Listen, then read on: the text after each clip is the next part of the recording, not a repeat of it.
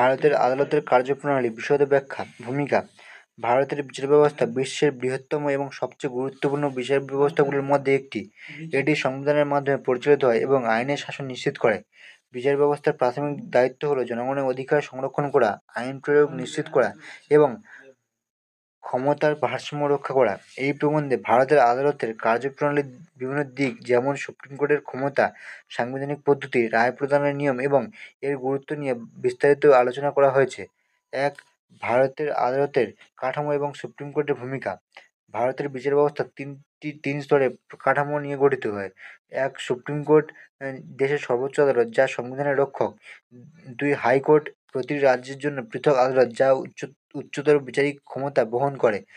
৩. জেলা এবং নিম্ন আদালত, যেখানে প্রাথমিক মামলা দায়ের এবং বিচার করা হয়। সুপ্রিম কোর্ট ভারতের বিচার ব্যবস্থার চূড়ান্ত ক্ষমতাসীন সংস্থা।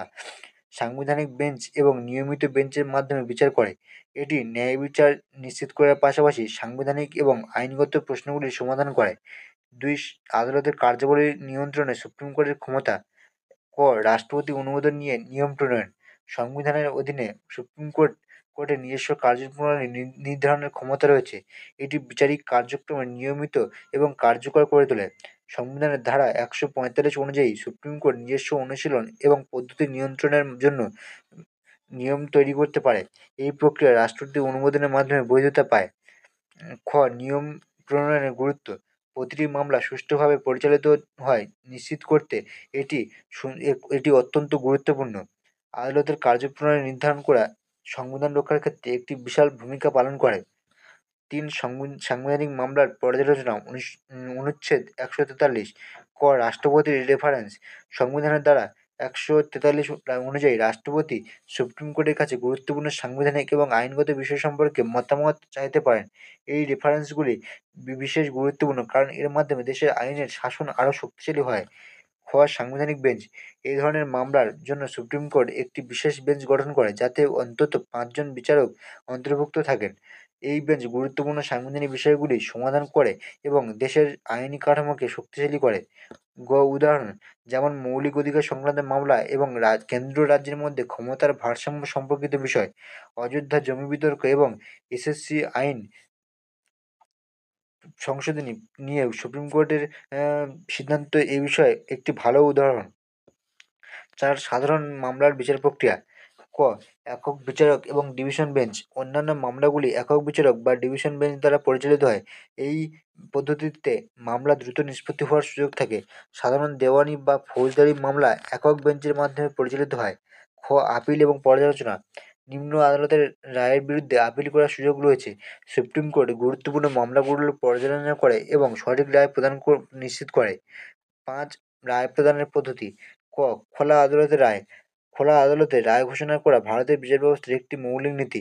এটি বিচার ব্যবস্থার স্বচ্ছতা এবং গণতান্ত্রিকতা নিশ্চিত করে। খ. সংখ্যাগরিষ্ঠতার ভিত্তিতে সিদ্ধান্ত। সুপ্রিম কোর্টের বেঞ্চে রায় সংখ্যাগরিষ্ঠ ভোটের ভিত্তিতে নেওয়া হয়। যদি কোনো বিচারক সংখ্যাগরিষ্ঠের সঙ্গে একমত না হন তাহলে তিনি ভিন্ন মতের রায় প্রকাশ করতে পারেন। ভিন্ন মতের রায় বিচার ব্যবস্থার বহুমুখী দৃষ্টিভঙ্গি প্রতিফলিত করে। রায়ের গুরুত্ব। সুপ্রিম কোর্টের রায় দেশের আইন এবং নীতির ভিত্তি তৈরি করে। এটি আইনগত বিষয়গুলোর প্রতি জনগণের আস্থা বৃদ্ধি করে। ৬. আদালতের কার্যপ্রণালীর মৌলিক বৈশিষ্ট্য। ক. স্বাধীনতা। বিচার ব্যবস্থা নির্বাহী এবং আইনসভার হস্তক্ষেপ থেকে সম্পূর্ণ স্বাধীন। বিচারকদের স্বাধীনতা দেশের গণতন্ত্রকে সুরক্ষিত করে। খ. ন্যায় বিচারের নীতি। প্রতিটি নাগরিকের সমান অধিকার নিশ্চিত করা বিচার ব্যবস্থার প্রধান লক্ষ্য। আদালত ন্যায় বিচারের জন্য সংবিধান অনুসরণ করে। গ. আইনের শাসন প্রতিষ্ঠা। আদালতের কার্যপ্রণালী আইনের শাসন প্রতিষ্ঠা করতে সহায়ক। এটি দেশের নাগরিক এবং শাসকদের মধ্যে ক্ষমতার ভারসাম্য বজায় রাখে। ৭. আদালতের কার্যপ্রণালীর সীমাবদ্ধতা এবং সমাধান। ক. বিলম্বিত বিচার। মামলা নিষ্পত্তি করতে দীর্ঘ সময় লাগে যা বিচার প্রক্রিয়ার প্রধান সীমাবদ্ধতা।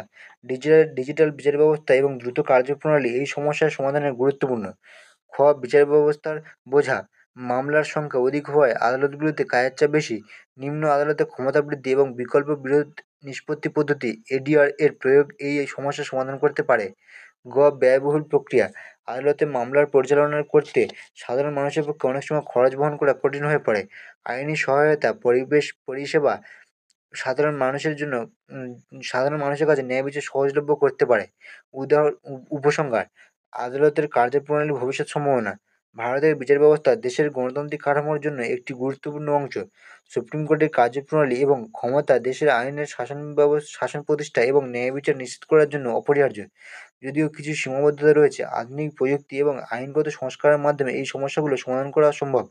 বিচার ব্যবস্থার স্বচ্ছতা, স্বাধীনতা এবং কার্যক্ষমতা ভবিষ্যতে একটি শক্তিশালী এবং ন্যায়পরায়ণ সমাজ গড়তে সাহায্য করবে।